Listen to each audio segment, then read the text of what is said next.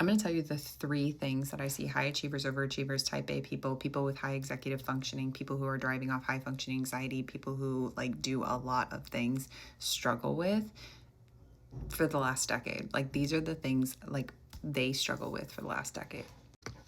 They have not learned how to take care of themselves. They are very good at taking care of everything else, of running their businesses, of making things work, but they are not very good at taking care of themselves. And this is a huge problem because what they start to realize after time or after something happens is that everything comes from them. So if they're not producing, if they're not like doing the thing, it's oftentimes not working. And so this is about the clarification of systems that's needed.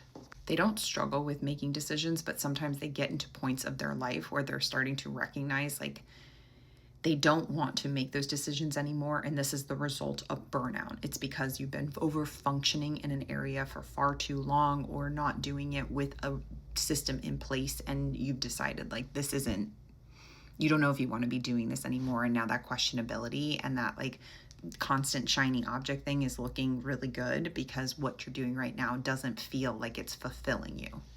They struggle with rigid thinking, and I don't care what anybody says. They have rules and standards, but not all their rules and standards work with their life and their businesses. It's things that actually prevent them from leaning into the growth because now what's happening is that these rules and standards are so rigid that it's only black or white. It's only yes or no. It's only you're doing it or you're not doing it. And sometimes there's not problems with these rules, but oftentimes it prevents the growth from happening because they're unwilling to make changes to that. And a lot of the times it's not that they're actually unwilling to totally do it. It's that they don't know how. Like this is the system that's worked for them. And so they don't know how to prioritize themselves over the needs of everybody else. They're not very good at saying no. And they're struggling with those darn things called boundaries. Sorry, didn't mean to point at you.